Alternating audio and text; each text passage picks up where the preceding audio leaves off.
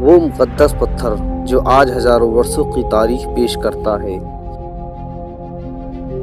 ایک ایسا جنتی یاقوت جسے حضرت ابراہیم اور کعبے کے متولی حضرت اسماعیل علیہ السلام نے اپنے مبارک ہاتھوں سے نصب کیا تھا۔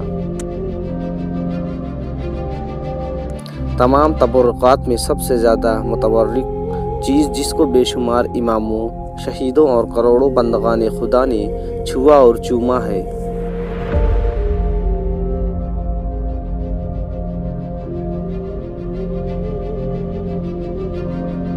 حجر اسود عربی زبان کے دو الفاظ کا مجموعہ ہے۔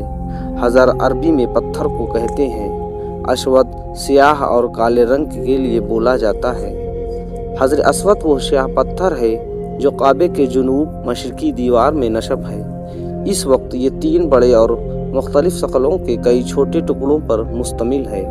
یہ ٹکڑے اندازاً 2.5 فٹ کے دائرے میں جڑے ہوئے ہیں، جن کے گرد چاندی کے گول چکر بنا ہوا ہے۔ جو مسلمان بھی حج یا عمرہ کرنے کے لیے جاتے ہیں، ان کے لیے یہ لازم ہے کہ طواف کرتے ہوئے ہر بار حجر اسود کا بوسہ دیں۔ اگر ہجوم زیادہ ہو تو ہاتھ کے اشارے سے بھی بوسہ دیا جا سکتا ہے۔ روایتوں کے مطابق حجر اسود کو حضرت جبرائیل علیہ السلام جنت سے زمین پر لائے تھے، اس لیے اسے جنت کا جوہر بھی کہتے ہیں۔ جس وقت یہ جنت سے اترا تھا تو چاندی سے زیادہ سفید تھا، موتی کی طرح چمکتا اور اس کے نور سے حرم شریف روشن ہو جایا کرتا تھا۔ لیکن عرب کے مشرکین نے اپنے میلے کچیلے ہاتھ لگا کر، زبان سے چاٹ کر، دانتوں سے کاٹ کر سیاہ کر دیا اور اس میں موجود چمک ختم ہو گئی۔ حجر اسود کی خصوصیت یہ ہے کہ یہ نہ پانی میں ڈوبتا ہے اور نہ ہی آگ میں جلتا ہے۔ اگر حجر اسود کی تاریخ کے متعلق بات کی جائے تو روایتوں سے معلوم ہوتا ہے کہ حجر اسود حضرت آدم علیہ السلام کے ساتھ زمین پر اتارا گیا تھا۔ توریت کے مطابق حضرت آدم علیہ السلام نے اپنے فرزند حابیل کے لیے ایک قربان گاہ بنایا تھا۔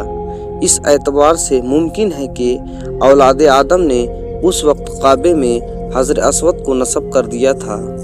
تاہم طوفان نوح کے وقت سے حجر اسود کو ابو القبیس پہاڑ پر محفوظ کر دیا گیا تھا، جو کعبہ شریف سے کچھ فاصلوں پر موجود ہے، اور طوفان نوح کے بعد جب ابراہیم علیہ السلام نے کعبہ کی تعمیر دوبارہ کی تو اس مقدر پتھر کو کعبے میں نصب کیا گیا تھا۔ واقعہ یوں ہے کہ حضرت ابراہیم علیہ السلام اپنے بیٹے حضرت اسماعیل علیہ السلام کے ساتھ کعبہ شریف کی تعمیر کر رہے تھے تو حضرت اسماعیل علیہ السلام ابو القبیس پہاڑ پر پتھر تلاش کرنے لگے جسے کعبہ میں نصب کیا جائے۔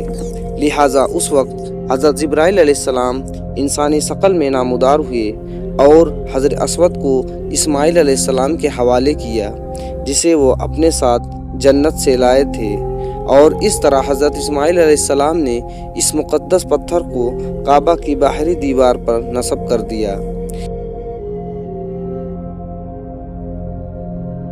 اسماعیل علیہ السلام کے بعد ایک لمبے عرصے تک قبیلہ بنی جرہم کعبہ کے متولی رہے، لیکن جب بنو بکر جو اولاد اسماعیل میں سے تھے بنی جرہم کو مکے سے نکال دیا تو جرہم کے سردار عمر بن حارث نے حجر اسود کعبہ پہ چڑھائے گئے طلائی اور تمام چیزیں چاہے زمزم میں چھپا دیا اور مٹی وغیرہ ڈال کر زمزم کو زمین کے برابر کر دیا تاکہ حجر اسود اور یہ قیمتی چیزیں بنی اسماعیل کے ہاتھ نہ لگ جائے۔ بعد میں قبیلہ قریش کے سرداروں نے حجر اسود کو دوبارہ زمزم سے نکالا۔